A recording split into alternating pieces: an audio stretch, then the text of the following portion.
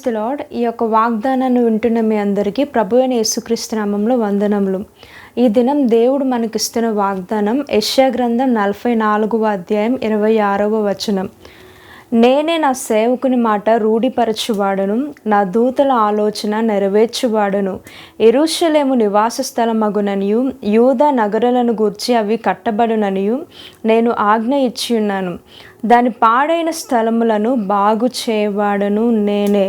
ఈ వాగ్దానం బట్టి దేవుని నామానికి మహిమ కలుగును గాక. అయితే ఈ వాగ్దానాన్ని మనం చూసినట్లయితే పాడైపోయిన స్థలములను బాగు చేయబడను నేనే అని దేవుడు చెప్తా ఉన్నారు. పాడైపోయిన స్థలములు అంటే పాడైపోయిన జీవితాలు, అంటే పాడైపోయిన హృదయాలతో సైతం దేవుడు బాగు చేస్తానని దేవుడు సెలవిస్తున్నారు. అయితే హృదయంలోని ఆలోచనలు అనేవి రకరకాలుగా ఉంటాయి. అంటే దేవునికి విరుద్ధకరమైన ఆలోచనల చేత ఎంతోమంది దేవునికి దూరమయ్యే పరిస్థితి ఏర్పడుతుంది.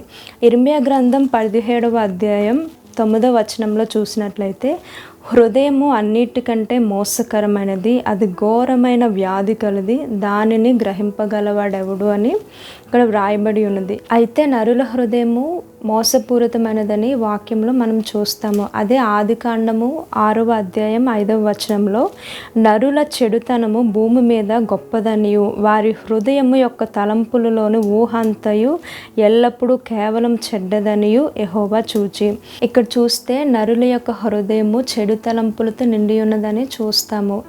మోసకరమైన హృదయాన్ని, చెడు తలంపులతో నిండిన హృదయాన్ని దేవుడు బాగు చేస్తాడని మనం ముందు చదువుకున్న వాగ్దానంలో చూస్తాము. అయితే నరుల హృదయము ఎందుకు చెడిపోయింది అంటే ఈ లోకంలో ఉన్న పాపం వల్ల, అంటే పాపానికి ఆకర్షితులై పాపము చేత నడిపించబడి వాళ్ళ హృదయాల్ని పాడు చేసుకుంటున్నారు. దేవుడు చెప్తా ఉన్నారు, ఆ పాడైపోయిన హృదయాన్ని నాకు ఇస్తే నేను దాన్ని బాగు చేస్తానని. గనుకనే యెహెజ్కేలు 36:26లో మనం చూసినట్లయితే, నూతనమైన హృదయాన్ని మీకు ఇచ్చేదను, నూతనమైన స్వభావాన్ని మీకు కలుగు చేసేదనని దేవుడు చెప్తా ఉన్నారు. అంటే చెడు తలంపులు కలిగిన హృదయాన్ని దేవుడు మార్చగలడు, నూతనమైన హృదయాన్ని మనకి ఇస్తానన్నారు. చెడ్డ తలంపులతో, చెడు ఆలోచనలతో నిండిపోయిన హృదయాన్ని దేవుడు మారుస్తానన్నాడు. అంటే పాడైపోయిన హృదయాలు దేవుడు తీసుకొని దేవుడు ఒక నూతనమైన స్వభావాన్ని కలుగజేస్తానని దేవుడు చెప్తా ఉన్నారు. అంతేకాకుండా పాడైపోయిన హృదయాలనే కాకుండా పాడైపోయిన, చెడిపోయిన జీవితాలను కూడా దేవుడు బాగు చేయగలిగిన సమర్థుడు. ఈ రోజుల్లో మనం చూస్తూ ఉంటాము, చాలా మంది జీవితాల్లో కొన్ని పాపములకి బానిసలైపోయి విడిచిపెట్టలేని స్థితిలోనికి వెళ్ళిపోతూ ఉంటారు. వాళ్ళ జీవితాన్ని పాడు చేసుకుంటారు. అందులోనే పాడైపోయి ఇంకా దేవుని దగ్గరికి కూడా రాలేని పరిస్థితిలో ఉంటారు. అయితే దేవుడు సెలవిచ్చిన మాట ఏంటంటే, నీ జీవితాన్ని దేవుడు బాగు చేయగలడు. అలానే బైబిల్లో మనం చూసినట్లయితే ఎంతోమంది జీవితాన్ని దేవుడు బాగు చేశారు. మగ్దలేని మరియా, అలానే సమరయ స్త్రీ, అలానే రాహాబు జీవితాన్ని కూడా దేవుడు బాగు చేసి తన మహిమ కొరకు వాడుకున్నారు. రాహాబు జీవితంలో మనం చూసినట్లయితే, రాహాబు ఒక వేశ్య, పాడైన తన జీవితాన్ని దేవుడు బాగు చేసి యేసుక్రీస్తు వంశావళిలో ఆయన చేర్చుకున్నారు.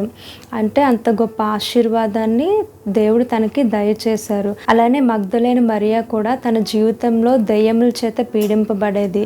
అయితే దేవుడు తన జీవితాన్ని బాగు చేసి పునరుద్ధానుడై దేవుడు లేచినప్పుడు మొట్టమొదటిగా ఆమెకే ప్రత్యక్షమయ్యారు. ఇది కూడా ఒక గొప్ప ఆశీర్వాదకరమైన స్థితి. అలానే సమరయ స్త్రీ జీవితంలో చూసినట్లయితే, పాడైపోయిన తన జీవితాన్ని దేవుడు బాగు చేసి ఆ పట్టణానికి ఆశీర్వాదకరంగా మార్చారు. అలానే చాలా మంది అనుకుంటారు, నా జీవితం పాడైపోయింది, నాకు ఏ విలువ లేదు అనేసి. అయితే దేవుడు చెప్తా ఉన్నారు, పాడైపోయిన నీ హృదయాన్ని, పాడైపోయిన నీ జీవితాన్ని దేవుడు బాగు చేస్తానని ఈ వాగ్దానం ద్వారా దేవుడు తెలియపరుస్తున్నారు. అయితే మనం ఏం చేయాలంటే, దేవుని సన్నిధిలో పాపాలను ఒప్పుకొని హృదయపు స్థితిని ఒప్పుకునేటప్పుడు జీవితాలని దేవుడు బాగు చేస్తారు. ఈ పరిశుద్ధ వాగ్దానాన్ని దేవుడు మీ వినికిడిలో దీవించునుగాక. ఆమేన్. ప్రార్థన చేసుకుందామండి. మహాపరిశుద్ధుడైన యొక్క పరిశుద్ధమైన నామమును బట్టి ప్రభా, మీకు లెక్కలేనని స్తుతి స్తుతులు స్తోత్రములు చెల్లించుకుంటున్నానయ్యా. అయా దేవా తండ్రి, నువ్వు హృదయంలో ప్రభా పరిశోధించే దేవుడు ప్రభా. ఎవరైతే ప్రభా నాయన తండ్రి తన అటువంటి పరిస్థితుల్లో ఉన్నారో ప్రభా, ప్రతి ఒక్కరిని ప్రభా మీరు దర్శించండి ప్రభా. అయా నూతనమైన హృదయాన్ని వారికి ఇస్తానన్నావు ప్రభా. అయా దేవ, వారు నీ తట్టు తిరుగునట్లు మీరు సహాయాన్ని అనుగ్రహించండి ప్రభా. ఈ వాక్యాన్ని వింటున్న ప్రతి ఒక్కరి జీవితంలో నీవు కార్యం చేయమని అడుగుతూ ప్రభా, ఈ యొక్క ప్రార్థన ప్రభా యేసు పరిశుద్ధమైన నామంలో అడుగుచున్నాం తండ్రి. ఆమేన్. ప్రభు మిమ్మును మీ కుటుంబాన్ని దీవించునుగాక. ఆమేన్.